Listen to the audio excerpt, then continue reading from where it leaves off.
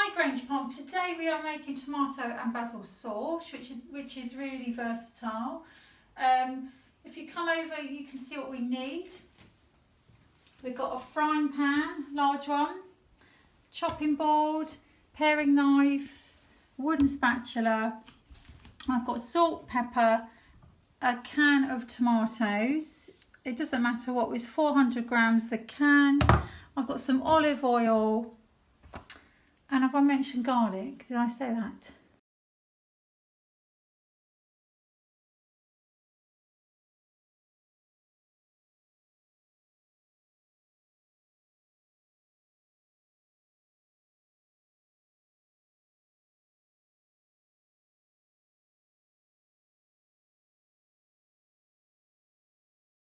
Okay, Grange Park, I'm going to start with my garlic. I've got a nice fat garlic bowl, which makes it easier to work with. I'm going to hold it with a claw hold right in the middle. I'm just going to use my paring knife to push in and get the top of that garlic clove off. And then you should be able just to peel it. It should come off quite easily. Get rid of my peelings out of the way. And I'm going to get a little bit of salt, sprinkle it on top. This will just help break up the garlic when I chop it, or slice it rather. So tip of the knife in, hold with a claw hold as much as you can. So tip of the knife in and down, slowly. So try and get used to holding the garlic with your claw hold. Don't rush. And as soon as you get near to your fingers, you can stop. Don't worry about getting really near. Just to where you're comfortable. Turn the garlic over. Again, I'm just slicing up the clove. That will do. Not going to use all of it. That's fine. You can leave the garlic like that, a slice. If you want, you can make it even finer. Add a bit more salt. Gather it all together. Use your knife and just bring it down. So you're roughly chopping now. So gather it together.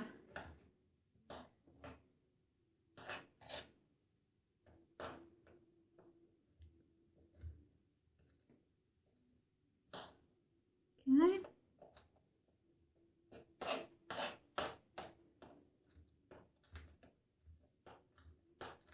You can hear the salt crunching it up. Okay, so that will do. So I'm going to put that to one side on my chopping board while I get my basil. Now, a small bunch of basil. I'm just going to pick the leaves off. I'm going to put them in. I've got a small glass bowl. I'll just put them into that. Make sure you can see. Now the instructions or the recipe will say to throw the stalks away, but you can use them if you want to. I don't like to waste anything, so I will show you what I'm going to do with them, but it's up to you what you decide. I love basil, it's a lovely, lovely herb. I'm just going to trim those earthy bits off, get rid of those. So I'm just gathering up my basil stalks. I'm just going to slice them, just roughly. Having to saw them a little bit. It's just going to add a bit more flavour to my tomato and basil sauce. There we go, that will do. I'm going to put that next to the chopped garlic. Put my leaves aside. Okay. So now I'm moving over to my saucepan. I'm going to put a lug of oil in there. Just put a bit in. I'm going to put the hob on to a medium heat.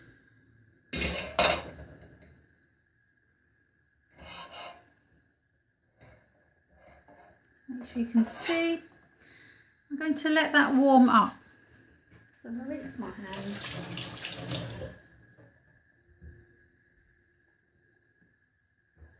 I don't want it to get too hot. I'm just going to feel.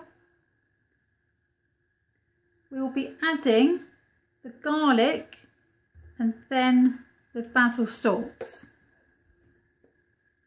I'm just going to move that around.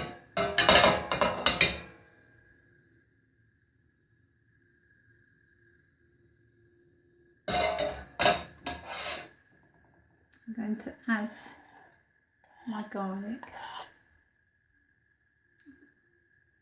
The best way to do it is slowly and low. Okay, it's going to sit in the oil. I'll just use my wooden spatula to move it about so it gets coated in the oil. Hopefully soon you'll hear it sizzle. I'll turn it up a little bit. Remember to control the heat, you're in charge of it. You don't want your garlic to burn, so you're going to turn the heat up and down. You're not going to lean. And your handle, because I'm limited for space, I'll have mine here, but normally you should have it this side.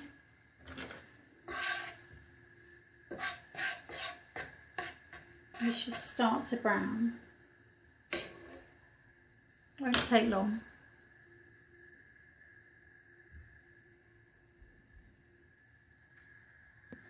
Okay, so now it's beginning to sizzle. It's fantastic. It smells amazing. I'm just moving it around the pan so it doesn't catch, it doesn't burn.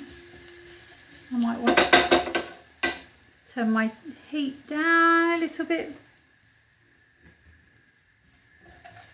I just want to make sure the garlic is just going a little bit golden. I'm going to add my basil stalks. Remember, that's optional, you don't have to, it's up to you.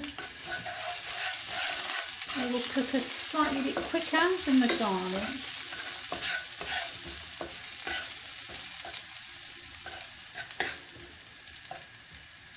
Okay, so I can see now my garlic is going golden brown. Just turn it right down now.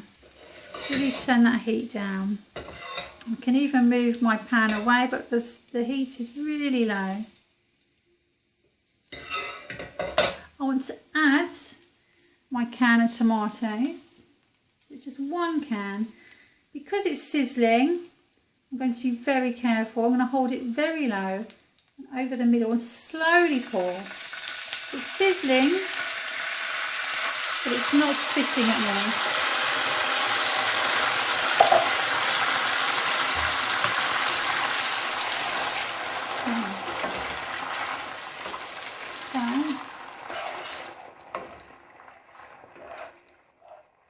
Perfect.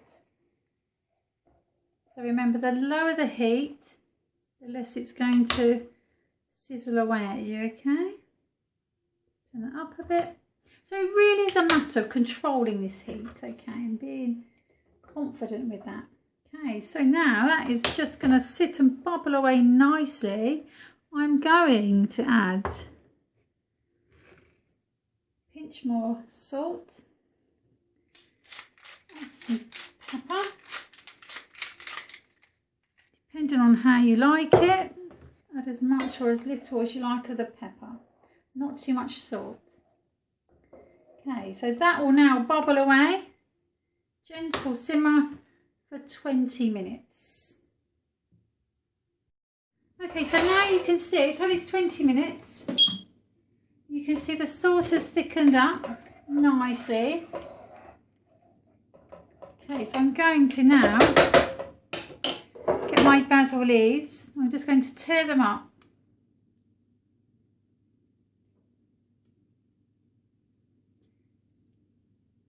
Just rip them up, put them in. Probably that's enough. I'm just going to stir those in. They will disappear.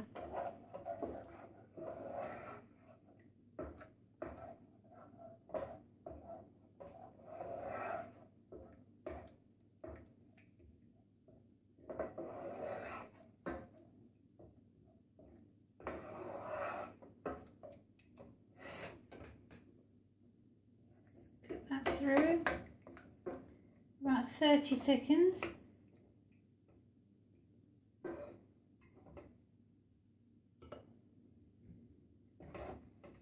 It's thickened up really nice. If you want it a thinner consistency, you can pour some water into your empty tomato can, pour some in, but I didn't need to with this one. This sauce can be used on top of pasta, for pasta sauce. It can be used on top of pizzas, in a pasta bake, or over anything really. It's just really handy to keep. So I'm going to, once I've finished this, I'm going to pour it into a bowl, let it cool down. I'll either use it a bit later on, or I can freeze it and use it for another recipe another day. It will keep well in the fridge. Okay, so that's about done now. Let's turn that off. I'm going to pour it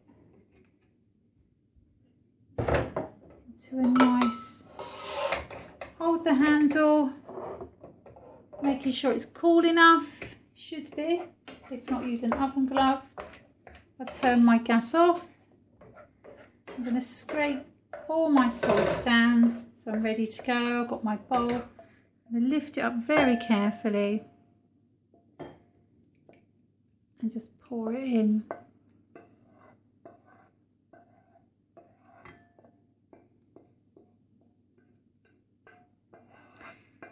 Scrape off all that lovely sauce. You don't want to leave any left in the pan. I'm going to put that on a cold part of the hob. I've got my sauce there now, which I'm going to leave to cool, and we will use it in another recipe later on.